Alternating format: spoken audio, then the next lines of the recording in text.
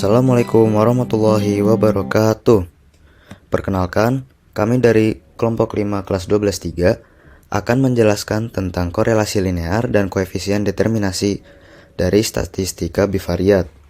Sebelum itu, perkenalkan anggota-anggota kami, yaitu Cantika Khairotunisa, saya sendiri Dharma Aditya Utomo, Nagendra Sresta Hinoga, Nuha Unaisa Mumtaza, Rehana Osaklaresta, dan Rifda Amiro. Jadi, tujuan pembelajaran ini adalah peserta didik mampu menerapkan interpolasi dan ekstrapolasi data berdasarkan suatu persamaan regresi linear. Dan yang kedua adalah peserta didik mampu menghitung nilai korelasi product moment dan koefisien determinasi. Dan yang ketiga adalah peserta didik mampu menginterpretasikan nilai korelasi product moment dan koefisien determinasi dalam proses analisis regresi linear. Jadi yang pertama adalah pengertian korelasi linear. Apa sih korelasi linear itu? Jadi korelasi linear itu adalah teknik statistik yang digunakan untuk mengukur keeratan hubungan, yaitu korelasi, antara dua variabel tanpa memperhatikan variabel mana yang menjadi perubah. Ukuran yang menyatakan keeratan hubungan adalah koefisien korelasi. Koefisien ini bernilai antara -1 sampai dengan +1. Ya, di sini ada kekuatan hubungannya. Bila titik-titik menempel pada satu garis lurus, maka kekuatan hubungan antara kedua variabel tersebut sangat sempurna. Di sebelah kanan ini ada gambar-gambarnya. Yang pertama adalah korelasi positif kuat, yang kedua korelasi positif lemah, yang ketiga adalah korelasi negatif kuat, yang keempat korelasi negatif lemah, kelima adalah korelasi negatif moderate, dan yang keenam adalah tidak ada korelasi. Jadi, apa sih maksud dari gambar ini? Jadi, maksudnya adalah jika titik-titiknya berdekatan dengan base fit, itu semakin berdekatan semakin kuat. Jika semakin berjauhan, maka semakin lemah. Dan apa yang dimaksud dengan moderate? Moderate dalam bahasa Indonesia adalah sedang. Jadi titik-titiknya itu ada yang berdekatan dan ada yang berjauhan. Selanjutnya adalah rumus koefisien korelasi. Rumusnya adalah R sama dengan N dikali sigma XY dikurangi sigma X dikali sigma Y per akar N sigma X kuadrat dikurangi sigma X dikuadratkan dikali N kali sigma Y kuadrat dikurangi sigma Y dikuadratkan. Ya, keterangan-keterangannya di bawah ini, yaitu R sama dengan korelasi antara X dan Y, N itu adalah banyaknya sampel, X adalah nilai variabel bebas, Y adalah nilai variabel terikat, sigma XY adalah jumlah hasil perkalian setiap pasangan nilai X dan Y, sigma X adalah jumlah seluruh nilai X, sigma Y adalah jumlah keseluruhan nilai Y, dan sigma X kuadrat adalah jumlah kuadrat dari setiap nilai X, dan sigma Y kuadrat adalah jumlah kuadrat dari setiap nilai Y. Nah, kita lanjut, yaitu koefisien determinasi. Apa sih koefisien determinasi ini? Jadi koefisien determinasi ini berguna untuk memprediksi dan melihat seberapa besar kontribusi pengaruh yang diberikan variabel X terhadap variabel Y. Koefisien determinasi umumnya dinyatakan dalam bentuk persentase karena memberikan gambaran yang lebih jelas dan mudah dipahami tentang seberapa baik model statistik menjelaskan datanya.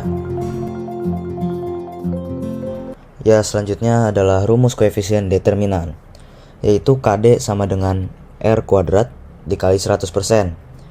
Keterangannya adalah KD adalah nilai koefisien determinasi dan R kuadrat adalah nilai koefisien korelasinya. Ya, jadi di sini ada interval koefisien dan keeratan korelasinya. Jika interval koefisien 0,0 sampai 0,2, keeratan korelasinya sangat lemah. Selanjutnya, interval koefisien 0,21 sampai 0,4, keeratan korelasinya lemah.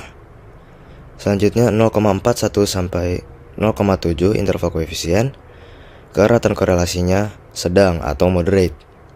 Dan selanjutnya interval koefisien 0,71 sampai 0,9, keeratan korelasinya kuat.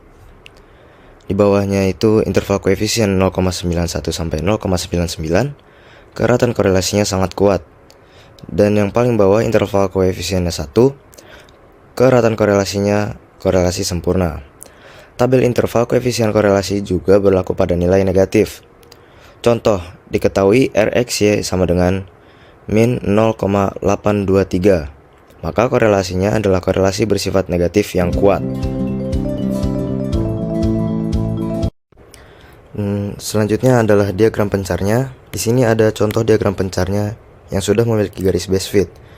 Nah, dengan memiliki garis base fit, kita bisa melihat bahwa korelasinya tersebut adalah korelasi linear positif yang sedang. Kenapa bisa sedang? Karena titik-titiknya ada yang berdekatan dan ada yang berjauhan. Dan berikut adalah data tinggi badan X dengan berat badan Y dari peserta didik. Berikut adalah pertanyaannya. A. Hitung koefisien korelasi yaitu R dan tentukan tingkat korelasinya. B. Seberapa kuat korelasinya atau koefisien determinasi yaitu R kuadratnya.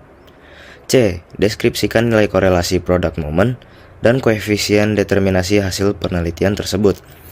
Dan di sebelah kiri ini bisa kita lihat ada data-data dari tinggi badan dan berat badan dari peserta didik.